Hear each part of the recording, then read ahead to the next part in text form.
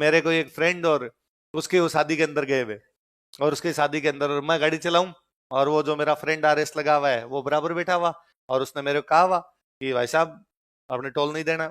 मेरे तो क्या है, रात की नींद है तो मैं तो थोड़ा सो रहा हूँ, और आप टोल आए तो ध्यान रखना, आप मत देना। ठीक है, तो मेरे पास उस वाला कार्ड।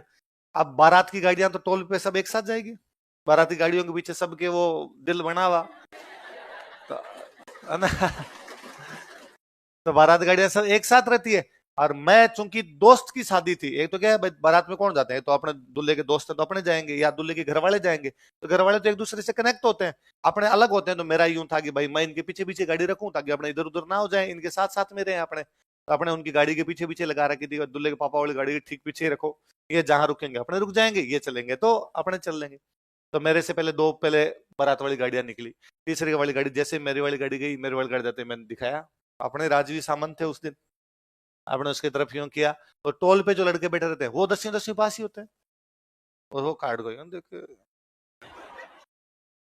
तो मैं यूं इरिटेट हुआ, मैं यार 50 रुपए की बात है, वो उसने दे दिया कार्ड, इस चक्कर में था, वरना मैं तो टोल दे के जाता हूँ भाई हमेशा। तो मैं मुझे लगा यार तो मैं क्या हुआ, तो उसने वापस मेरी तरफ देखा, तो मुझे लगा अच्छा ये फोटो मिला रहा है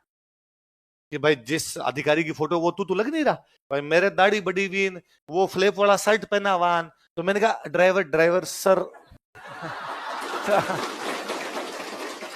मैं जो ड्राइवर हूँ साहब सो रहे हैं पास के अंदर, तो अब वो उसकी तरफ देखे, वो उसकी तरफ देखे, तो वो मुझे गुस्सा आया, मैंने उसको मैं यार ये तेरे नहीं मान रहे, तुम्हारा कार्ड चलता तो है नहीं, तो उसको बड़ा गुस्सा है, उसने कहा, क्यों नहीं, क्या हुआ भाई साहब कैसे नहीं चलता, मगर यार ये 5 मिनट हो गया यार गाड़ी आगे नहीं जाने दे रहा है, और कभी यूं देख रहा कभी यूं देख रहा है, तो उसने यूं आगे मुंह निकाल के उसने कहा कह रहे कर इसको ग्रीन कर जाने दे यहाँ से। तो उसने कहा भाई साहब, क्या भाई साहब है, तू जानता नहीं क्या मेरे को, उसने कहा इस कार्ड से 6 गाड़ियां निकल गई।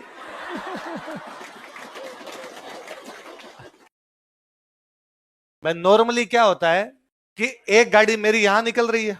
उसी कार्ड से एक कार्ड वैसा किसी की और के पास है, वो गाड़ी हनुमानगढ़ है, एक किसी की बीकानेर है, एक किसी के पास चूरू है, पर ब्याह में तो सारी एक जगह है, तो अलग अलग टोल पे निकल रही है तो पता नहीं चल रहा, पर एक पे निकल रही है तो अगला देख ही रहा है कि साहब फलान जी की गाड़ियां निकल रही है, थप्पड़ मारूंगा जाने। तो उसने कहा भाई जाओ बोले क्या दिक्कत है, तुम जाना चाहो तो मुझे लगा कि भाई ये न तो रेख देता है, ना चाकरी देता है, ना, क्योंकि ये कौन सा सामंत है, कौन सा है, इसके जो बाकी भाई होंगे कोई चाचा ताऊ के वो भी थोड़ी थोड़ी कहीं पे चलाते होंगे, वो कौन से हैं, इनके जो रिश्तेदार है वो कौन से हैं, और अपन जैसे कोई साथ वाले हैं वो कौन से हैं, है ना। तो आप भी आरएस लग जाओगे तो आपके जिस डिपार्टमेंट में जो कहीं होगे तो आप भी कहीं कहोगे कि सर मेरे लायक कोई सेवा हो तो, है ना। कहीं जैसे कोई जो स्टूडेंट लगे हुए या कोई मेरे साथ वाले लगे हुए, एक्साइज इंस्पेक्टर लग गए, आबकारी दारू वाले में,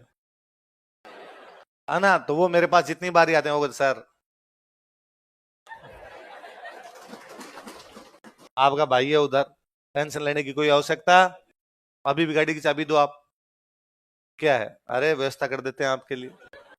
अरे मैं नहीं पीता हूँ, अरे क्या सर कोई नहीं रखो आप तो, को आए जाए उसको पिला देना आपने, तो आप भी ऐसे होगे, आप भी मेरे को कभी मुस्कुरा कहोगे सर चाबी दे दो, है ना, तो कोई 2 4 बोतलें आप भी पहुंचा ही दोगे, मुझ सदी सामन तो मैं ही हो ही जाऊंगा आपका, है ना। चलो अगला लिखो बीकानेर। अरे तो कमेंट्री बंद कर रहे, सुन बातें, अगला लिखो बीकानेर।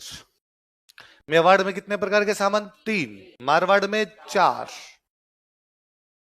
लिखो बीकानेर में सामंतों की 3 श्रेणियां थी, there were 3 grades of feudal lords in Bikaner. Bikaner में सामंतों की 3 श्रेणियां थी, there were 3 grades of feudal lords in Bikaner.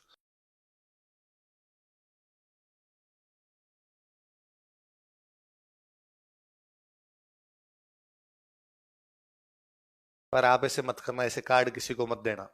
नहीं दोगे, है ना, यूं पावर का दुरुपयोग नहीं करना, है ना। आप कहना मैं तो खुद भी टोल दे के जाऊंगा और बाकी भाई भी मेरे टोल दे के, पक्का। फिर सर क्या मतलब आरएस लगने का, सर लग इसलिए रहे हैं, हाँ हाँ नहीं नहीं, ये तो इतना तो थोड़ा थोड़ा तोड़ना ही चाहिए।